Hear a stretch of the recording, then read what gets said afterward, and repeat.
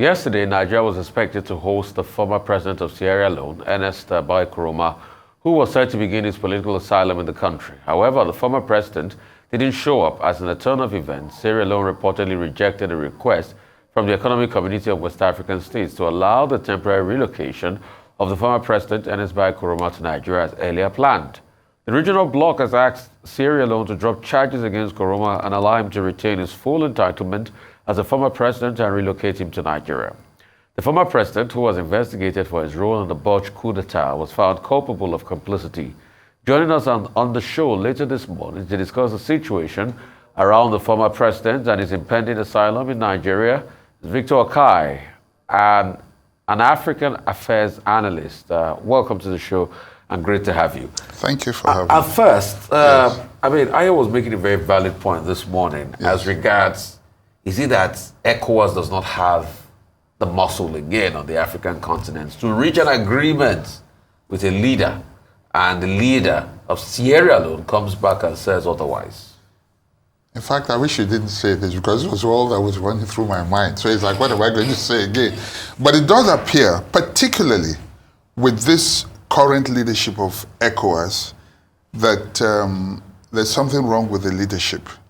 And you can see the trend already, and also the inconsistency as well of the ECOWAS leadership, and the fact that not necessarily agreements, but whatever they say is no longer binding. And I'm afraid that this might I hope it's not going to mark the end of ECOWAS or sort of weaken the regional body, as it were. From what we have seen already, usually they would speak before, what I have found out, the trend usually is they tend to forget that countries are independent and that you must respect the sovereignty of each nation. You cannot come and then just issue, like they wanted to do in Niger, just decree and expect that the president should obey. And while they are against coup, in this particular case, there's an allegation of a coup. Of course, that is a different story altogether, whether it is real or phantom, But it does appear that under the leadership of, I think, the Ghanaian president and the current head of ECOWAS, what's his name? Yes, that it seems to have lost its bite and the respect of the other heads of state within the regional bloc. All right, and thank you for that. I also remember just last year when Niger, the coupists, rebuffed the visits of ECOWAS, and even till now, despite the tough stance, it doesn't seem as if they were able to reverse any of the coups that happened in West Africa. And so that's why that question comes up. But let's go back to the Koroma issue. Yes. Can you take us back as to what the president of the former, the lawyer of the former president has termed trumped-up charges? How did we get here? What's going on in Sierra Leone between the president and the former president? Is it a political difference? Are there, what's this about the alleged coup, this charges on treason against former president by Koroma? Can you give us a little background into it and how we arrived at him seeking political asylum? Yeah, first of all, let me not say not the whole of West Africa, but like a few places in West Africa and across the continent, consciously or unconsciously, there is a divide. Like what happened in Liberia, the people who came in and then the indigents and all that, except that in Sierra Leone, like the Nigerian case, the northerners and the southerners. And you find a situation where Koroma is from the north, and then the current president is from the south. And it does appear like some sort of, I don't know how to put it now, like a power tussle between both sides. You recall that the elections that took place in June were fraught with a lot of controversies. Yeah. It was alleged that it was not altogether free and fair. And so there was protests even at that time. So, and one thing I have found that, oh, as you know, particularly in this part of the world, is that more often than not, you know, anything protest is regarded, people don't take protest lightly in this part of the world. In fact, even if a protest is well-intentioned and it should be a normal protest, it is regarded like an affront, and it could be regarded as treason as well, because it's like, oh, you want to overthrow us and all that. And I think that the current president is afraid of Koroma in a sense, you know, and the only way for him to do it is to either silence him or put him away so that he can, quote unquote, rule in peace. That seems to be what is happening right now. ECOWAS may have intervened, but that's not good enough for him because he's dangerous, quote unquote again, outside, you know. But if they have intent on jailing he's less him, dangerous inside. No, their intent on jailing him, keeping him under watch within. From outside, you know, I mean, he's still a free man. People can visit him. People can confer with him. Whether or not he's planning any coup or anything, but his image seems to be, that's what the government is afraid of. And that's what is happening. And I think that, and I doubt that they will release him. You know, the conditions they give for the bail, you can see clearly, yes, you have a bail, but the Inspector General has to approve and he's under house arrest. Okay, so the question we should ask is, who is not being sincere as regards even the deal made in the first place? Is it the joint team of Macky Sall of Senegal, yes, and Akufo-Addo talking to Madabio, or Madabio decided to change his mind last minute? And is this another disgrace for ECOWAS, like I said before, or for Sierra Leone? I think it's a disgrace for ECOWAS, not for Sierra Leone. Okay. Yeah, it's a disgrace for ECOWAS because if there was respect for... you know, yes. I deliberately asked that question, is it a disgrace for Sierra Leone? Because I was just reading the Sierra Leone Telegraph, yes, a major online paper that says, yes, more disgrace for Sierra Leone as President Bio reneges on ECOWAS agreement to release NS by Koroma.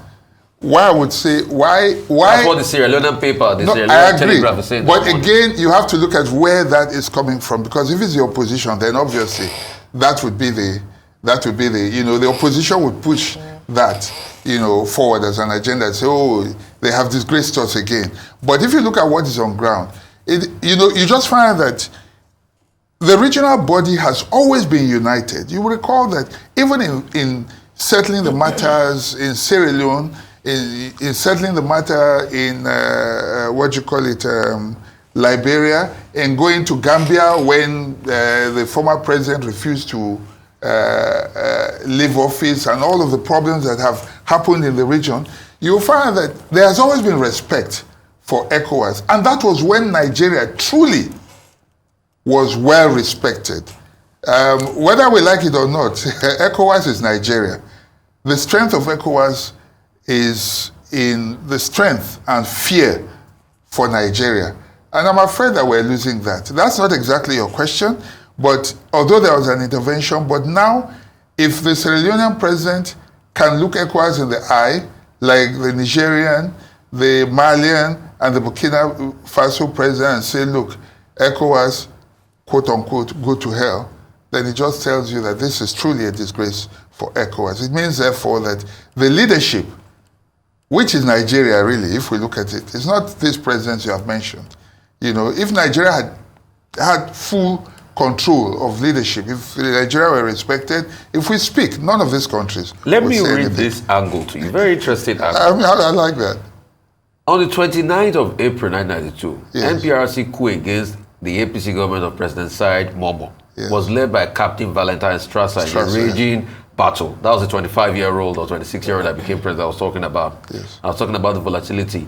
And when the disgruntled government soldiers complained of economic hardship and non-payment of salary, families of those who were executed by Biles NPR military junta had called on former President Koroma to arrest and put on trial those responsible for the extrajudicial killing of the 29 people, including Julius Madabio, who is now the president. I want to thank you for this, because before I came, I was asking myself this question, and I think that's what we should do as analysts as well.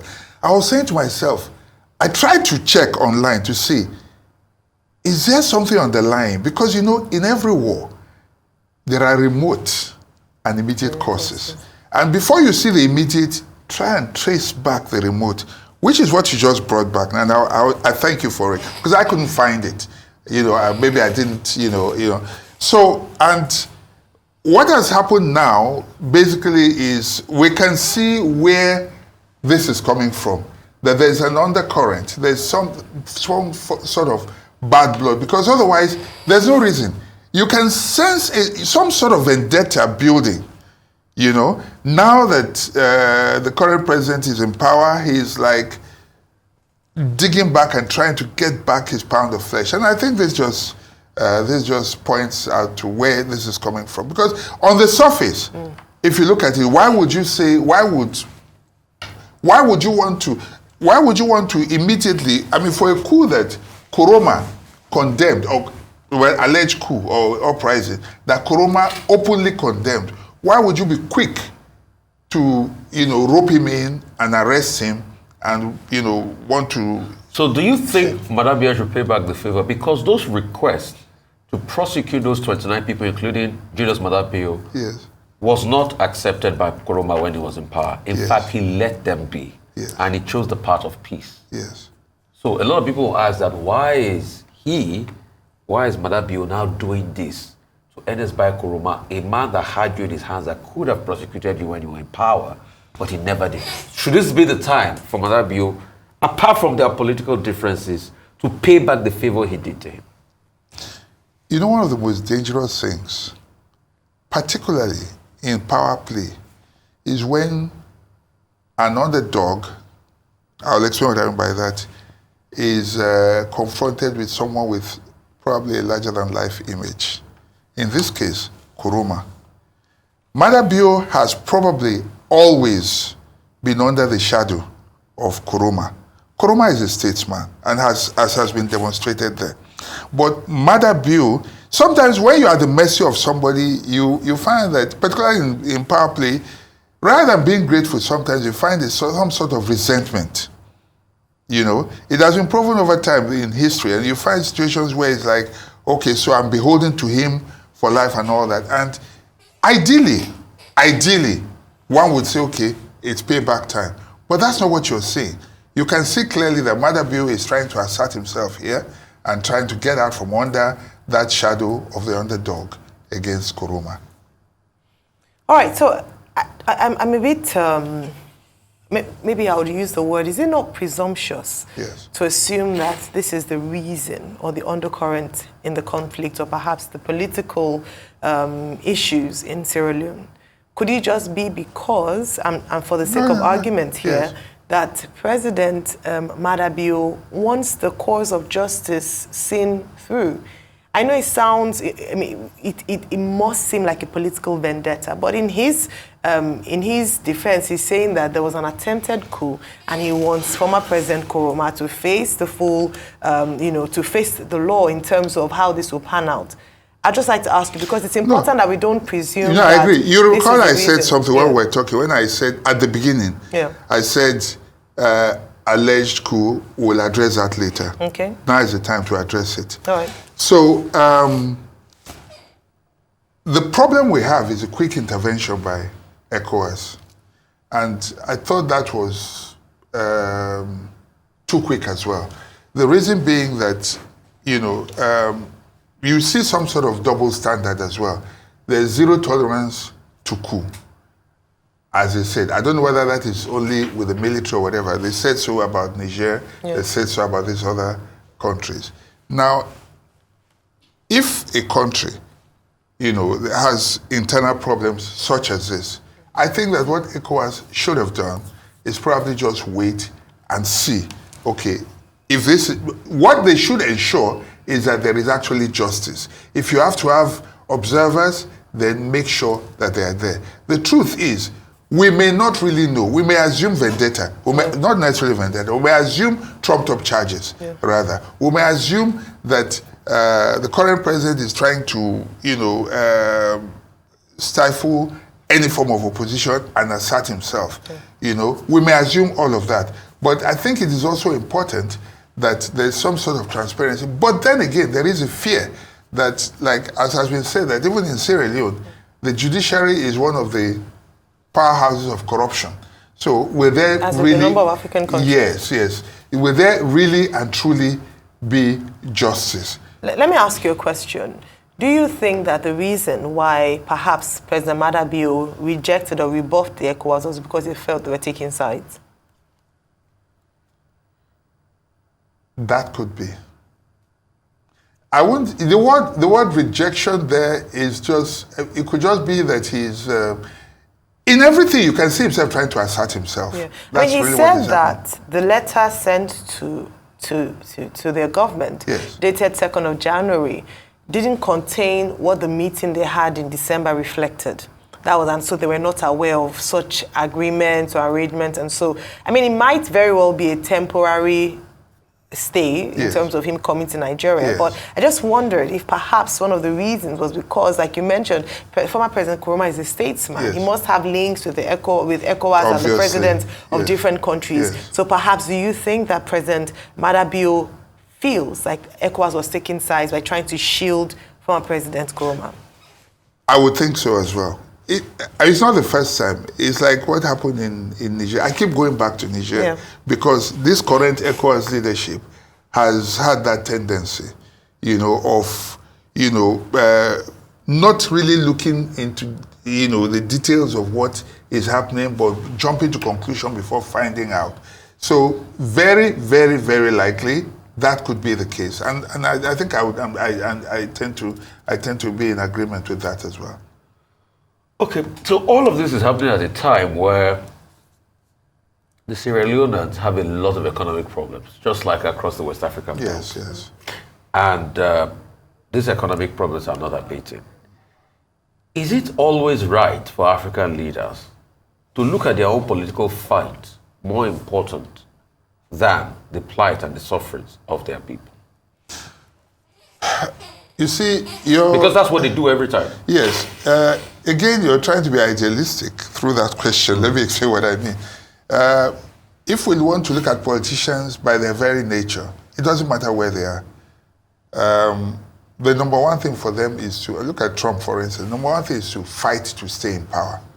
Because one of the reasons for going into politics, although not very everyone talks about it, to grab power to be able to effect change, whether in your favor or whatever. Mostly in their favor, in the politicians' favor, exactly. Not in the people's favor. Okay, so, and to be able to do that, you have to have power. So the thing is, most of the time, most threats are considered existential against them. Like, okay, look, if you oppose me, you are threatening my power base, and they don't take kindly to it. And so for them, first of all, they have to be, before they can start thinking about economy or the common man and all that. It's rather unfortunate, but that's the way it is. So the first thing for them is to deal with every existential threat to their stay in power.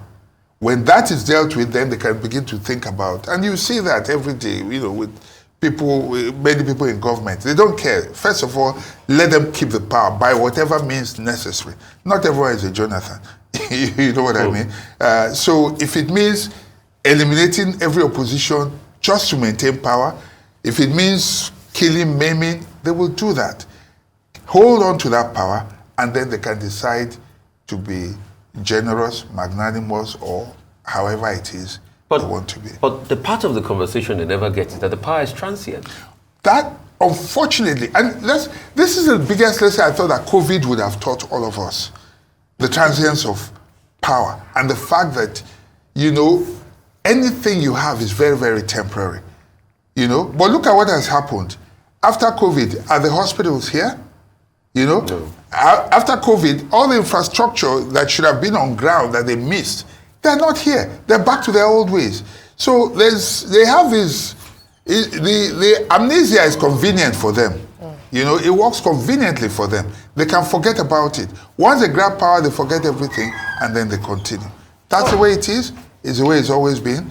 But we're hoping that things will change. All right, talking about change, yes. As we begin to wrap up, let me take you back to the very first statement or your response to the first question that was asked in terms of, does this reveal, perhaps, the weakening state of the powers of the regional bloc of ECOWAS.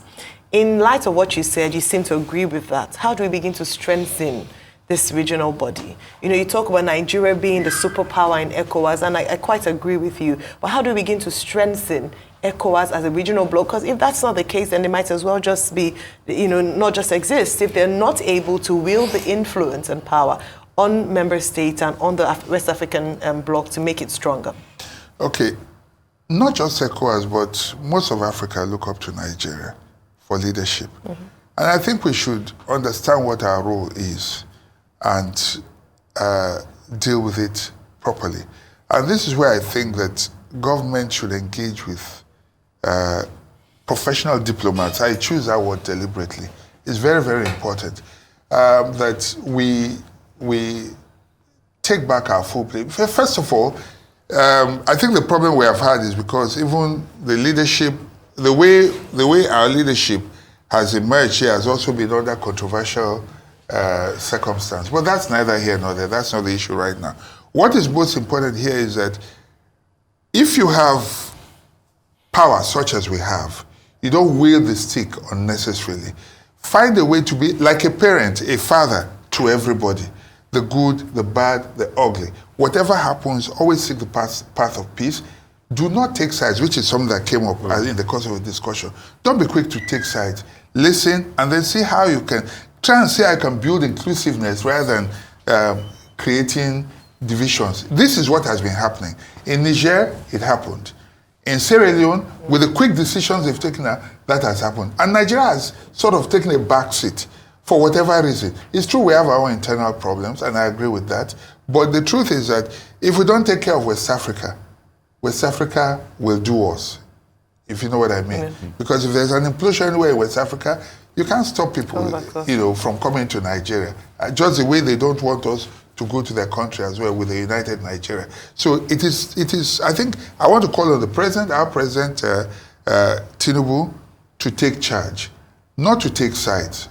I repeat, take charge, not to take sides, and see how we can build inclusiveness rather than division within each of these countries. Thank you so much for your time. Really appreciate it.